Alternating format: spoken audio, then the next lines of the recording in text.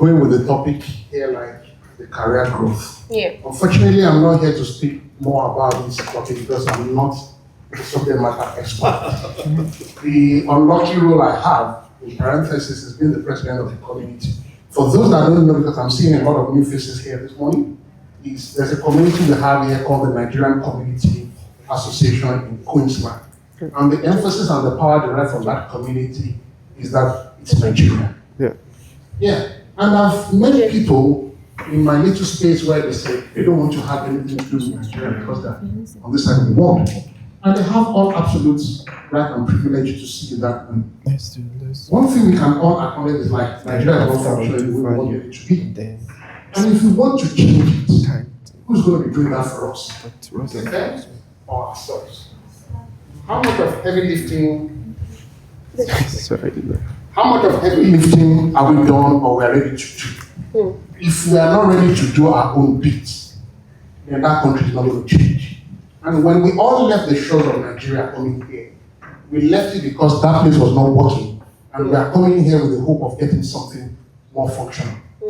But when we get here also, there's still work to be done, which is back to that community that we have to speak here. Our community has a color, has a brand, that if you have not stepped out of your comfort zone, you think you're Nigerian, you're doing well, you are earning all the money. But if you go to the spaces outside your comfort zone, the moment you mention Nigeria, they turn around and look at you. And like, if we deny it, you're just doing ourselves, it happens out there. But if we don't come together to start telling our own stories, to start making our own statements, then we'll all still be suffering inside. You can have all the money, you can have all the cash flow, you can have all the best balances, you can have the best hope. I've encountered people in government spaces, and two of their first opening conversations is about crime, fraud, and co in Nigeria. You see people that tell you that they don't want to mix with Nigeria because they've been disappointed. And I always ask, what do you need to score to get distinction while we're in school? What's the minimum band?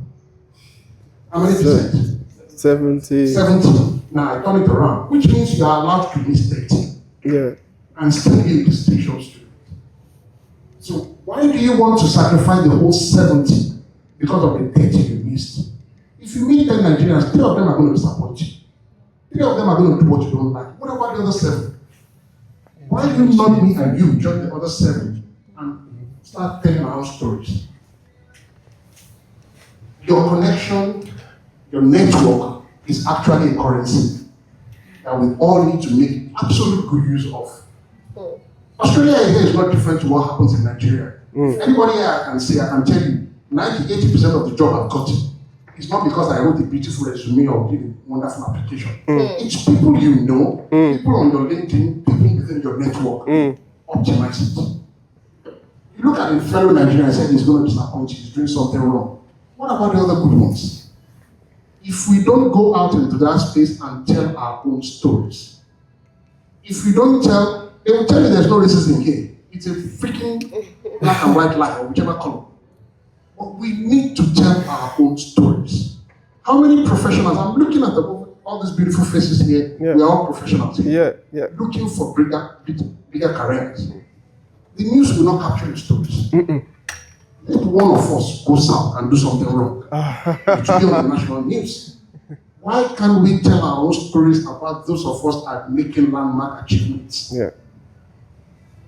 I'm not saying people should come to NCAQ and be a part of us. No. If you have passion for it, come around. If you don't, within your own space, let's band together. For those that understand Yoruba, it says in our language, it says, I am going to. If snakes, like for those that don't understand Yoruba, imagine if snakes come out in groups, like 30, 40 snakes. Let me see the hunter that will try and kill one of them. Let's come out together. It is, for me being the president of the community, it's not as if it is a pleasurable thing. Nobody's paying me. I'm not spending my own time, my own resources and money. It's just because of that passion. Because if I can point my finger at Tinubu and APC that they are not doing well, ask yourself in front of a mirror, what are you doing right? How many attempts are you putting in to make things different? Did we come all the way from Nigeria with the same mentality to keep doing it the same way. Now, back to the career thing. You need the next person beside you, me and you. There are opportunities. Who has been in a place where they tell you they are looking for a staff and there's a $500 bonus for getting referrals? If you don't refer me and you, where will you put the referrals to? Yeah. Go to organizations. How many fellow Nigerians are there with you? You would rather close your eyes and not leverage on that. It's an opportunity. Let's make good use of it. I can keep going on, and like he said in one of his talks before when I just came in, if you don't learn from other people's experience, then something's fundamentally broken somewhere. Come around. You see people like me, other people here that have been here maybe 1 year, 2 years, 3 years ahead of you. They have experiences we can all learn from. Have I done my 5 minutes? No, you go on.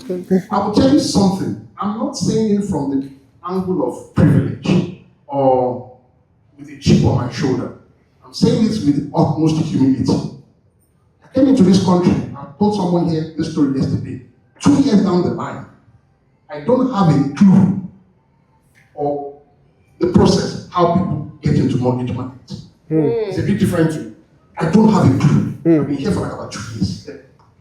And then a typical Nigerian with a chip on our shoulder. You know, we're all proud. I'm not excusing anybody here. We're all the same. We are all formatted, brought up to be proud. The chip on our shoulder. I don't want to do this. This is what I have. And I came. Within that 2 years, I was able to have some reasonable amount of money in my account. And I wanted to change my vehicle, and I walked to the dealership. And I went with my kids. I have 4 kids, so I need people to move on. And I priced, they told me the amount. I was like, I didn't decide. I went back home. And I was ready to pay cash for that vehicle. And I was living in a rented apartment.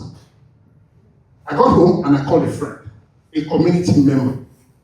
And I told him, this is what I'm doing. And the guy asked me the first question, how much is your interest rate? I said, interest rate? I'm not paying interest, I'm paying cash now. He said, really?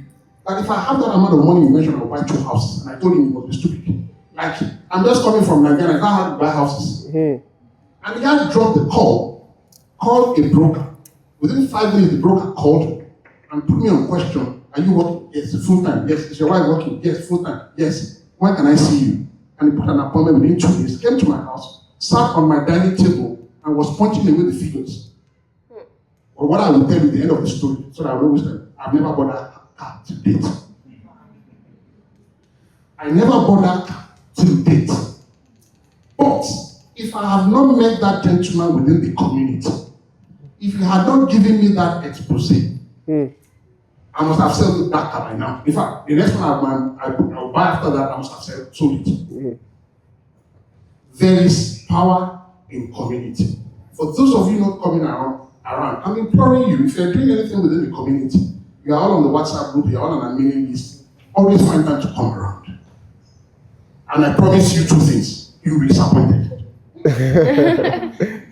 But 70% of the other way, you will be blessed. Thank you very much. Wow.